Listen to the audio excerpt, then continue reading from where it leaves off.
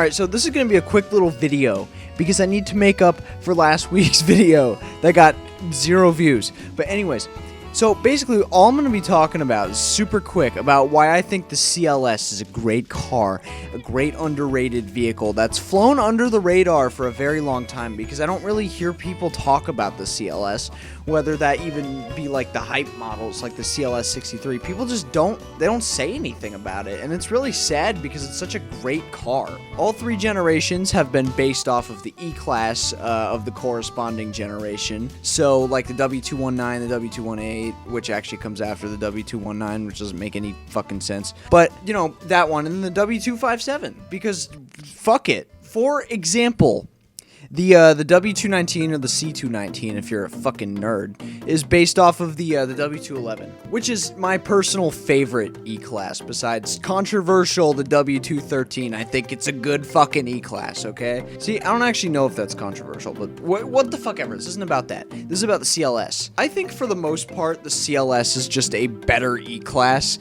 Like, even the most recent generation, the W257, like, it shares the same platform as the E450. It shares the same engine as the E450, that being that weird fucking inline 6 turbo thing. See, I can't be expected to remember all this shit, but it's the M256. That's what it's called. They're using it in all the new 450 designation models, even the GLS, which I think is a little weird, but you know, they apparently they know what they're doing. I feel the exact same way about the X5 having the B58. I just think it's not enough power to pull that thing, and like even the 740 is not that much heavier than the 540, at least the G20 or the G30, and then the other, whatever the hell the 7 Series is. No one cares about the 7 Series. Everyone just buys an S-Class.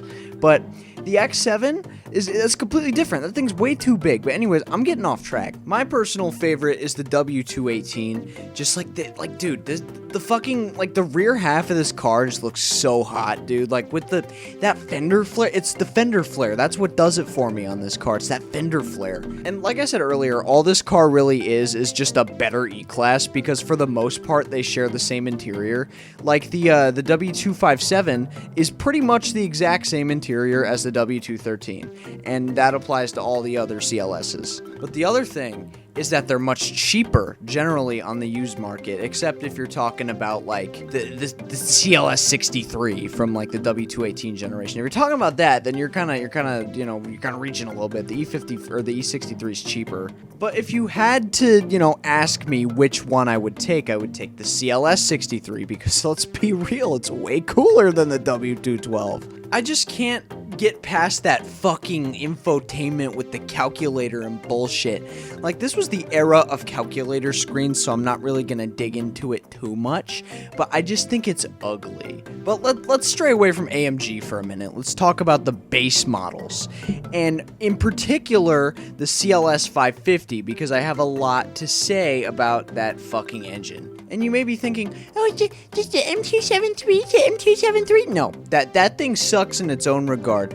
But I'm specifically talking about the M278, the 4.7 liter twin turbo V8. Or sorry guys, but bi-turbo. I don't fucking know what I'm talking about. This was the same engine used in the pre-facelift W212 S550. And they kind of just suck buns, and that's why the S550 in particular is much cheaper than the 560, because the 560 has the better M176, yes, which is, basically the same engine as the M177 and the M178, but one's AMG and one's got a dry sump oil system, blah, blah, blah, blah, blah, whatever, man. These engines are so fucking booty, bro. Like, right here, I wrote it down, but I'm going to read it off this website because it's better. But, you got oil leaks, coolant leaks, camshaft adjuster, and camshaft failure, which is pretty common in engines, or Mercedes engines from this time. There's a lot of fucking cam issues. I don't remember the specific one, but it's on the W204 C250, I'm pretty sure. And then there's the timing chain tensioner, the ignition coils, fuel injector, turbo, and then the turbo lines are really brittle, and they fucking break, and then all the carbon bullshit. Like, dude, I'm not, no. I really think the sweet spot for this car is the W219 CLS 500 with the M113, the good one. Jesus. Sorry guys, I'm making a Mercedes video, guys. I need to be more classy. I need to fucking raise my pinky up while I'm sipping my tea. But anyways, that's the sweet spot, I think, because you still get a 5-liter V8 that's pretty fucking reliable. And, you know, you get 302 horsepower and 339 foot-pounds of torque. That's pretty good. It's enough to have fun with, and it's built on the W211 platform. Best E-Class. Mercedes-Benz released a supercar called the E350, you guys. And it's based on the same platform as this wonderful supercar. So why wouldn't you buy the CLS 500? Now, with the W257, they kind of rounded it out and made it look a little shittier, but I mean, it's okay because you got modern stuff, you got modern amenities.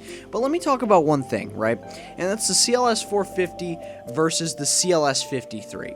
And these both have the same or similar-ish engines. Like the M257 is the base model in the CLS 450, and the M256 is in the CLS 53. Now, these are basically the same fucking engine, right? It just, like, moderately tuned and changed a little bit. Like, the CLS 450 is 362 horsepower and 369 torque, while the CLS 53 is 429 horsepower and 384 torque. So it's not that much of a difference. If you just tune your CLS, it kind of does the same thing. And then here come y'all in the comments. But the AMG has the bigger brakes and the suspension.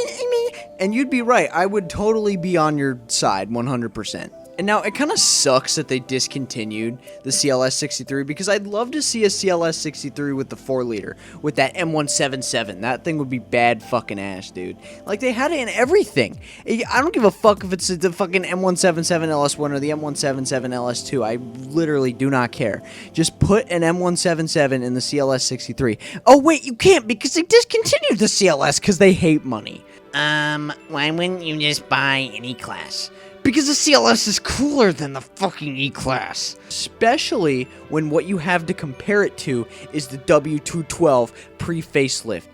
This thing is, I just think it's ugly, man. And I've driven this car. It feels interesting. In the facelift, though, oh boy, that's a good car. Mercedes didn't spend $1 billion on the fucking mid-cycle refresh for it to be shit. No. This thing's great. So you could get the E400, and the E400 had the M276, and that's a really good engine. But anyways, this is the end of the video, okay? So, like the video and subscribe the video. Because if you don't like and subscribe the video, the guy from the cover of Super Ride Grandpa is gonna come to your house, and he's gonna fucking recruit you for grandpa racing. And honestly, that sounds kind of shitty. I got work in the next couple days. I got work tomorrow, and I got work the day after. So I kind of have to make it to work. So if I were you, I'd subscribe to video. But anyways, buy a CLS while the price is cheap. Please buy a CLS. They're great, just don't buy the shitty ones. Research which ones the shitty ones are. The ones with the 4.7 are garbage. The ones with the 5.5 also garbage. Just make sure you're getting the right one. That's it. See ya.